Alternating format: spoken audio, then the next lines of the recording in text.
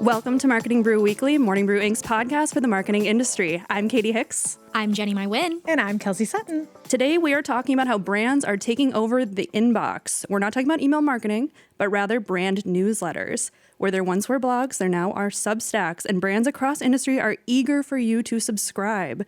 But even if it feels like Substack is the hot new social platform where you need to show up, not every brand is fit for an editorial venture. We'll get into that and tips on how to make your newsletter land well. But first, are you someone who likes marketing conversations that come with receipts? Because if so, we've got a podcast rec for you. The Marketing Architects podcast reviews research on popular marketing opinions and compares them with what the data really says. CMO Elena Jasper hosts industry heavyweight guests to discuss topics like AI, measurement, and TV advertising. The show is designed to challenge perception with data, make listeners think twice, and offer ideas that you can take back to your team.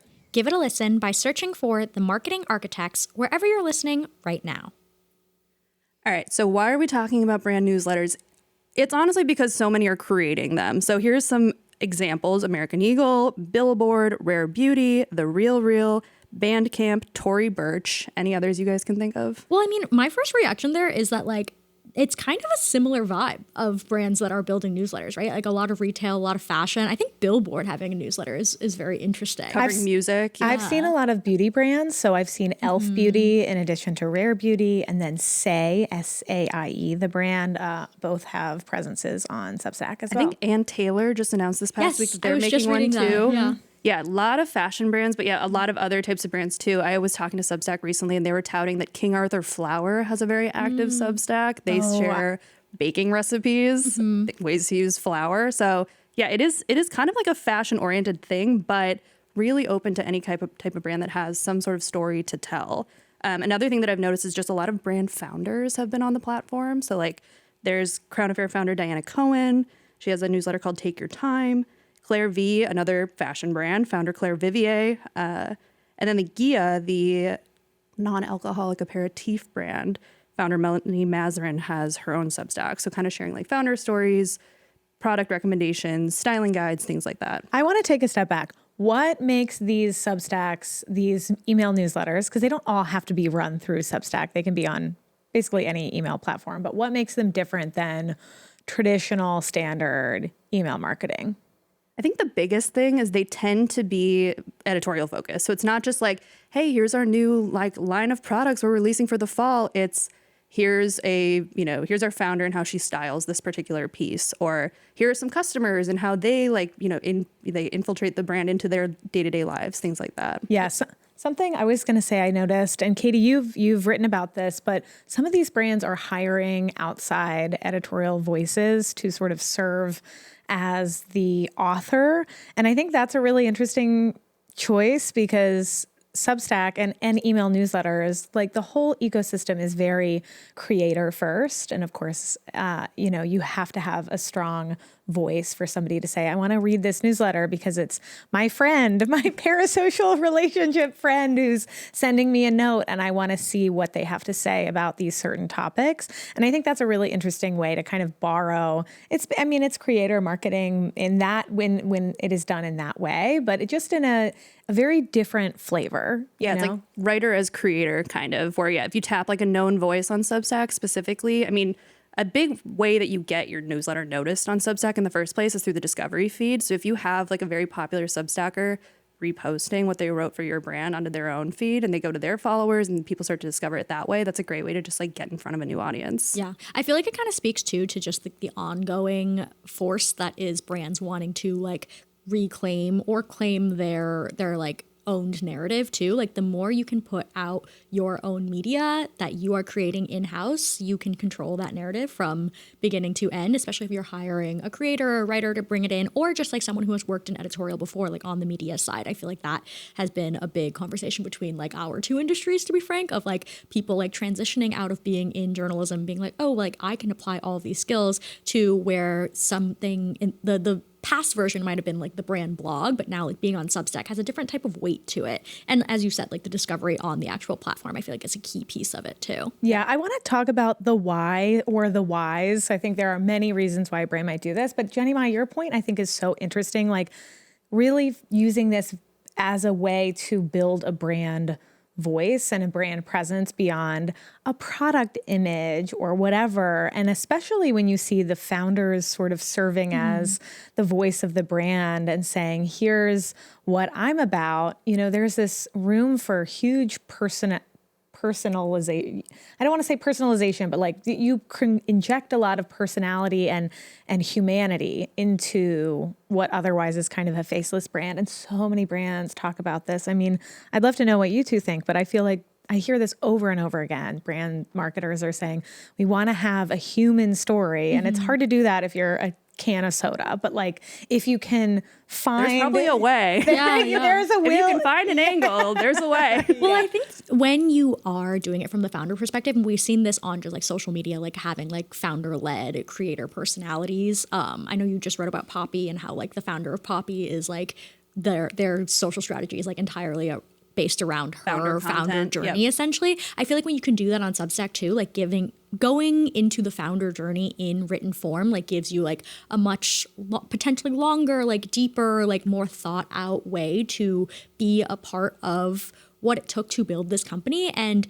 if someone loves your products and wants to know how like you got to this point, like that just makes the customer feel like they are so much more a part of the company than just like consuming the products. And that is something that like is hard to replicate on a different platform, I think. There's kind of like an if you know kind of aspect to this too. Like thinking about Melanie Mazarin of Gia and like her newsletter Nightshade, it's not even like related to non-alcoholic drinks at all. But on occasion, she'll be like, hey, like if you want to, like she'll do like here's what I'm buying for fall. And it'll be like fashion things or like, here's what I did on my trip to Greece and like recommendations of restaurants. But then it'll also be like, while I was there, I had Gia. Here's a 15% off code. So kind of like in like bringing the brand into the newsletter, but in a way that feels very like subtle, right? And it's not in every newsletter either. And that's so different than being on an email list from a brand, and you get a coupon email every single day. That's like last chance, 30% off.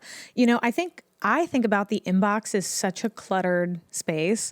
And of course, Marketing Brew has a newsletter that we love. And subscribe. Please like and subscribe. Hopefully not cluttering your inbox. Hopefully not cluttering your inbox. I mean, and it's something we talk about, like a little peek behind the curtain is like, we want that to be valuable to people so that people open it all the time, right? Like it has to be useful. And I think a coupon can be useful to a brand marketer, like for saying, here you go. But I think it can also just get so noisy. I mean, think of your inboxes anyway. It's like, oh my gosh, I'm just like mass deleting promos and constantly. Like, it's like overstimulating too, because every subject line is like, buy this now. We're like, open new this thing immediately. Yeah, and you're like, I can't possibly care. Versus if you're like, oh my gosh, I have a note from my friend, or I might get a coupon code in here, but that's not the reason that I'm opening it. That's not what's the subject line. So there's something else. That brings up a question that I'm curious what you guys think about is, do you think that the writer or creator of a brand Substack has to be known for it to be successful? Does it have to be a creator that they're hiring in or a founder that like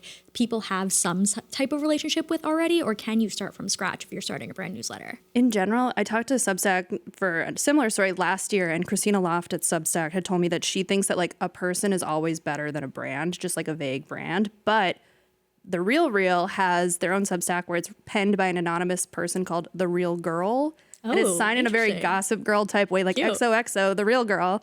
And they're seeing a ton of success with that. It is written by a Substacker who's anonymously penning the newsletter, but they wouldn't even tell me who it was. Wow. I love this. And I think that's such an interesting way to do it, because it's basically you found someone who can do it well. I think what you need is consistency. And I think that you need a consistent voice and you need to personify it in some way. I think for The Real, it's fun to have XOXO, The Real Girl, because it's anonymous, but it's still like a character almost.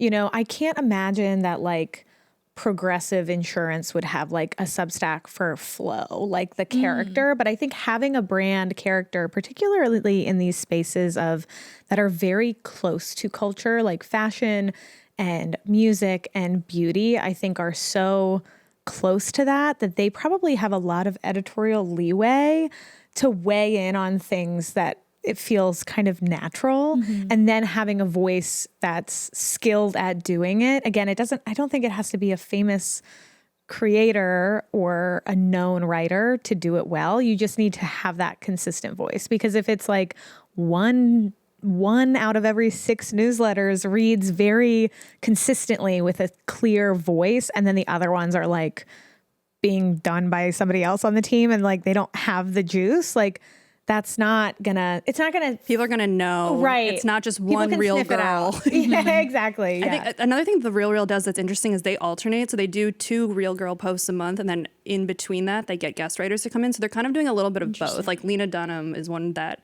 when I talked to them, they were really proud of the piece that she had written for them in between their Real Girl posts. So getting big names is another way of just making people aware of your newsletter in the first place. A kind of different type of celebrity spokesperson coming in. Yep. I think bringing up the like hypothetical of like Flo from Progressive having a Substack is so interesting, because I agree. I don't think that would work, because I think that there's something in a Substack or newsletter in that people expect it to be coming from a real person, right? Like, and I think that's what makes it different from like a brand email marketing subscription, because that is coming from like capital B brand, like that is like an amorphous something sending you like your typical marketing newsletter. Flo's not a real person. Exactly. She has no say on like fashion tips or like where to go to the next restaurant. Like Flo's not real. Right. Even if it's like Flo is giving you insurance tips or whatever it is, like it just doesn't like that. The character of Flo is based in like fabrication and in like entertainment, and that feels a little bit different from what these Substack brand newsletters exist to do, and that feels a little bit more like rooted in like service and like community and observing like the world together. I think it's interesting too when you bring up like King Arthur's flour, because like that is so rooted in like a service to its customers, right? Like recipes are like, here you go, try this thing. And I'm curious if like other brands can kind of tap into that in providing that service in a way that's interesting. I think so. I think any food brand or any like cookware brand has an opportunity to tap into something like that. I think that's the biggest thing when I talk to Substack, just like, who is this made for? Like, what is the platform right for when it comes to industry or like types of brands that should be on the platform? And it's really open to anybody who has a story to tell. So, I mean, if it is recipes, if it is behind the scenes content, I think that's another thing that we haven't talked about is just like, how is the product made?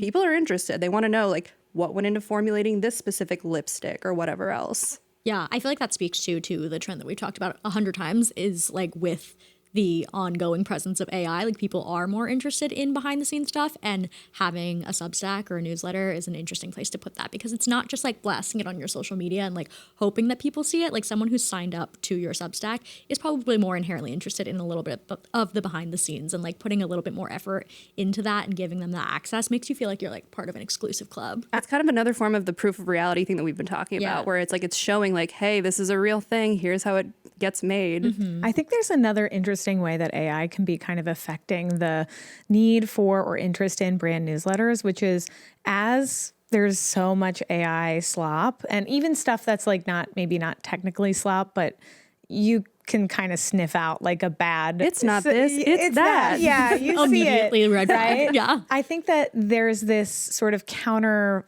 force that's kind of like taste and discernment are becoming very important. And I think that there's a certain type of consumer who's like, I read newsletters. I'm like getting information in like this different way than the fraction of a second video that shows up on my phone before I scroll away. Like it's a different consumer behavior. And I think that it's kind of associated with taste and discernment and culture. And I think that brands that want to kind of own that or try to have a place in that space to say we are part of the lifestyle of a person who has their list of newsletters that they read, and they read them loyally because they're interested in these topics. It's so different than Instagram or TikTok or something else. I don't know. What do you guys think about this? I think that's like social media is really built for the masses, whereas Substack is built for a more niche audience, to your point. Sure. I think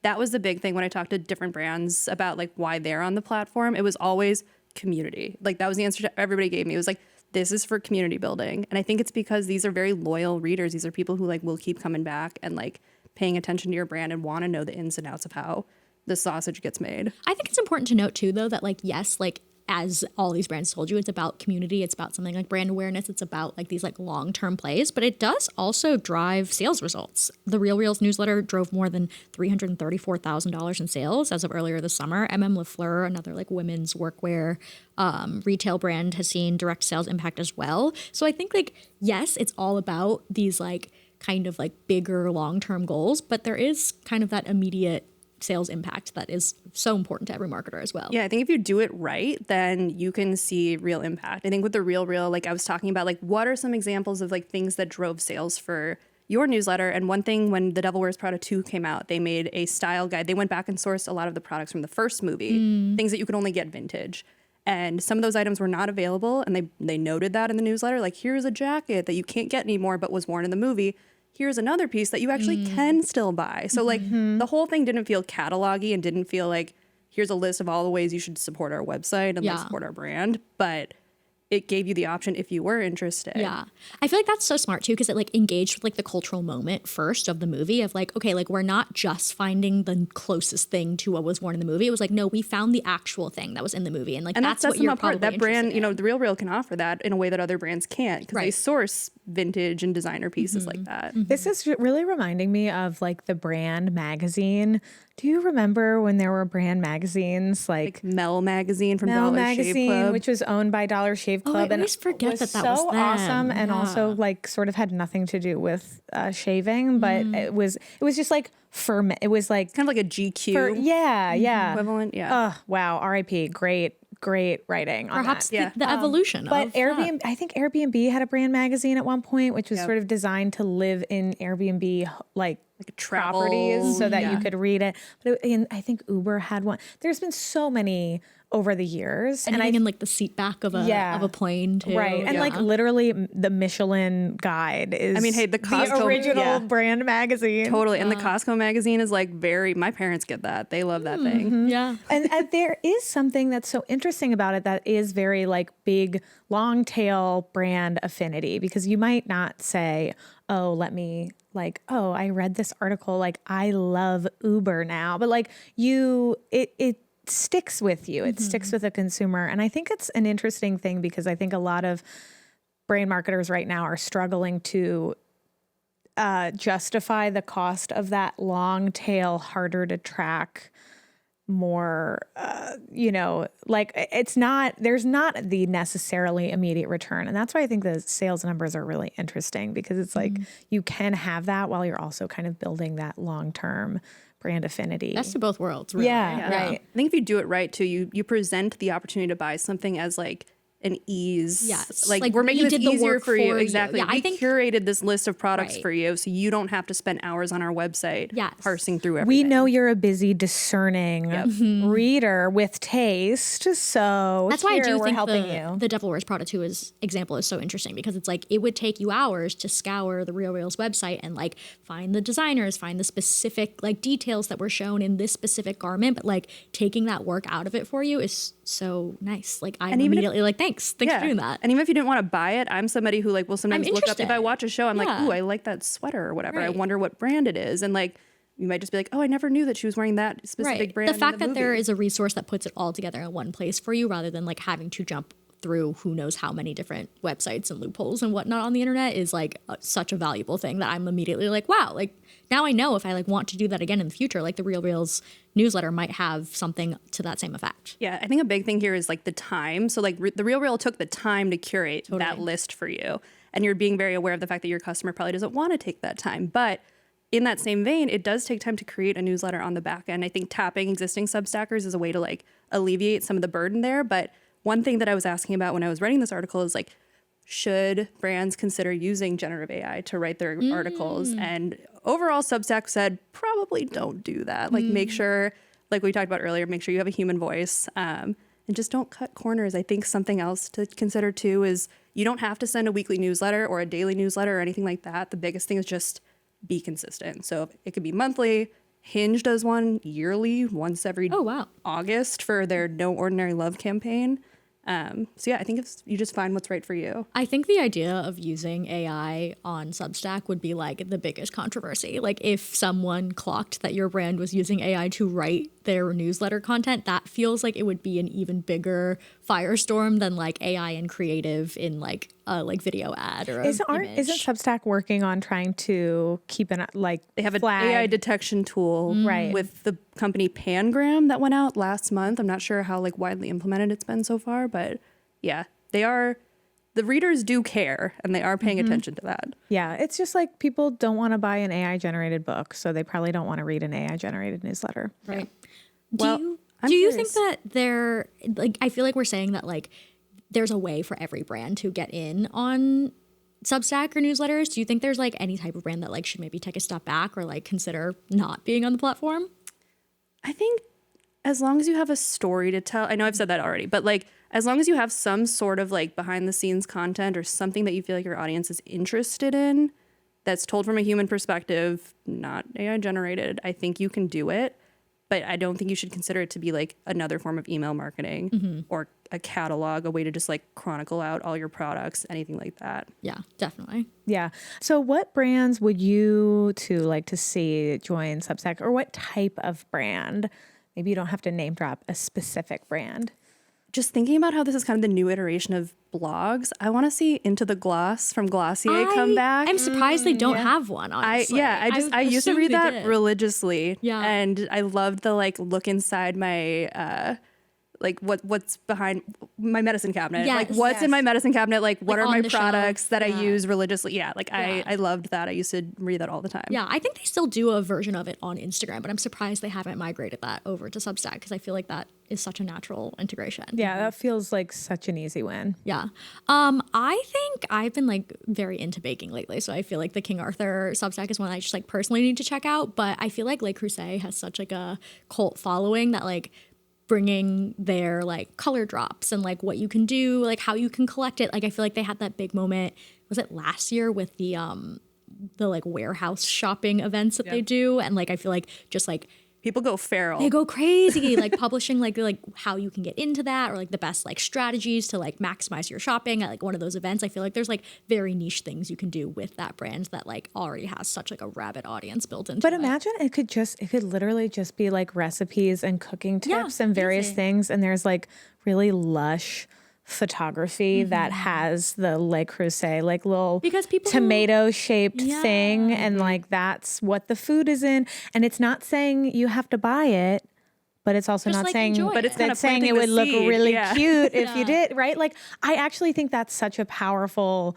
thing because that sticks with people. Then people are thinking about that little tomato dish. Clearly, like Cruzet's marketing is working on me because I have been wanting that thinking for about it. Yeah, years. you see a nice tablescape and you're like, ooh, I want to recreate that. Yeah. I think that brand too has such like aesthetically minded customers with like their whole culture around their like specific colors that like doing something that's just like visually appealing, like people, that audience will be like, oh yeah, like this is like for me. Yeah, maybe kind of comparing aesthetics with value. Like again, recipes. Love to look at a recipe. You know, love to get inspiration. People have to eat ultimately. But do it in a beautiful way. Or if you are an Anthropology or an Urban Outfitters or something, and you're like wanting to give people different ideas for culture, going to a music festival or whatever, and then there's like a little sprinkling of like. And by the way, Here's something this you can dress buy is from us. Yeah. right. And it does. I think it can be so subtle, and it can just like. And then if you're a consumer who's looking for that, great. And if you're a consumer who's not looking for that, also great. Like it's no skin off their back. I don't know. I just think there's room for a lot more creativity there. I think. Well, we'll see which brands join the platform next.